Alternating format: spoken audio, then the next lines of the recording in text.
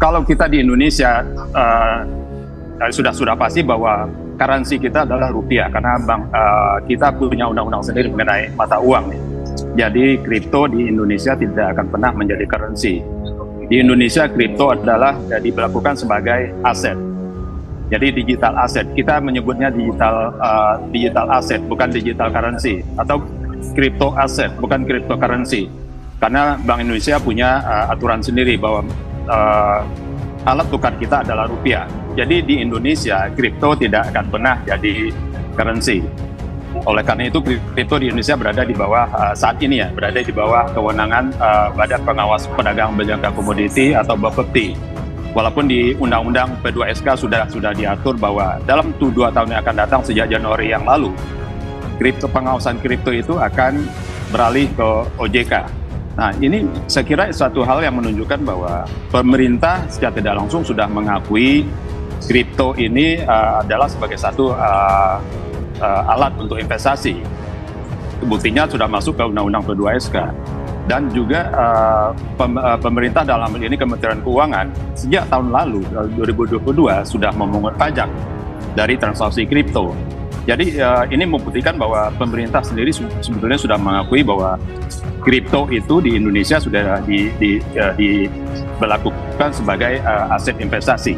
Tadi saya katakan bahwa kripto di Indonesia tidak akan pernah jadi currency karena kita punya mata uang sendiri yaitu rupiah.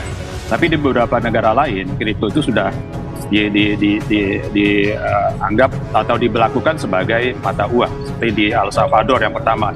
Kemudian ada beberapa negara lain yang sudah menerima kripto sebagai alat pembayaran. Jadi kalau ditanya kapan, saya kira dalam waktu tidak terlalu lama, mungkin paling lama 5 tahun yang akan datang, kripto sudah bisa dijadikan sebagai alat bayar. Walaupun di Indonesia jelas kita tidak bisa gunakan kripto sebagai alat pembayaran. Tapi di dunia internasional, saya kira makin banyak transaksi yang bisa menggunakan kripto sebagai alat pembayaran. Oke, baik. Berarti memang sampai kapanpun untuk di Indonesia sendiri, kripto tidak bisa dijadikan sebagai uang masa depan begitu ya, Pak Hamdi. Pak Hamdi, kami juga akan tanyakan, apabila Anda katakan pernyataan Anda begitu ya, yang mana mengatakan kripto tidak bisa menjadi uang di masa depan di negeri ini, di Indonesia, sebetulnya menilik secara prospek akan seperti apa ke depannya? Apakah akan semaju kripto di negara lain yang lebih maju kriptonya, atau justru karena memang tidak dijadikan uang masa depan, nantinya juga akan lesu-lesu saja di pasar kriptonya? Sebagai currency memang tidak pernah akan jadi currency di Indonesia, tapi kan sebagai aset sudah, dan itu terbukti. Kripto di Indonesia baru lahir sekitar tahun 2019 ya, 2018-2019. Tapi saat ini investor kripto di Indonesia itu sudah mencapai hampir 20 juta investor. Jadi dalam waktu sekitar kurang lebih 5 tahun, pertumbuhan jumlah investornya sangat-sangat cepat. Ini menunjukkan bahwa antusiasme masyarakat terhadap kripto sebagai investasi itu sangat-sangat tinggi. Jadi saya tidak terlalu khawatir bahwa nantinya kripto gara-gara kasus Binance kemudian kripto akan ditinggalkan. Saya kira tidak demikian. Karena seperti tadi saya katakan, di industri apapun pasti ada kasus. Mau itu pasar modal, mau itu perbankan, penjahatnya pasti ada. Gitu. Di kripto pun demikian. Dan di kripto memang karena transaksinya anonymous, itu sangat besar peluang terjadinya pencucian uang, kemudian pendanaan terorisme dan segala macam. Tapi lagi-lagi saya katakan bahwa Bapepti sudah mengantisipasi hal tersebut.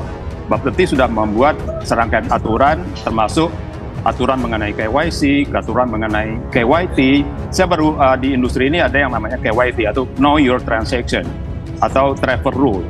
Jadi setiap pemindahan aset nasabah dari siapapun ke siapapun itu harus jelas.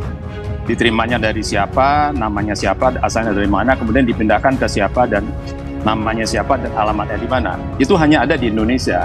Kalau di transaksi internasional, hal itu belum diberlakukan. Jadi saya kira pemerintah Indonesia dalam hal ini Bapepti jauh melangkah lebih maju dibandingkan yurisdiksi lain. Saya pernah dengar cerita dari salah satu eselon 2 di Bapepti bahwa mereka kedatangan tamu dari Amerika yang khusus datang ke Bapepti untuk belajar bagaimana mengatur industri kripto. Ini menunjukkan bahwa kita jauh lebih maju dibandingkan yurisdiksi lain. Jadi belajar dari kasus Binance tadi, saya kira terjadinya kasus penggelapan dana nasabah atau aset nasabah, kemudian pencucian uang atau pendanaan terorisme, itu akan sangat kecil peluangnya terjadi karena Bapepti sudah punya aturannya. Kalau di Indonesia untuk jadi nasabah kripto itu harus ada proses KYC dan itu harus terhubung ke Dukcapil melalui nomor KTP segala macam. Kemudian setiap transaksi itu juga harus dilakukan know your transaction, jelas transaksinya. Nah, kemudian aset nasabah kripto, dalam ini kriptonya sendiri itu ada aturannya bahwa dari seluruh aset kripto milik nasabah yang ada di setiap pedagang itu 70%-nya nantinya harus disimpan di central custody yang nanti akan berdiri setelah bursa kriptonya berdiri di Indonesia.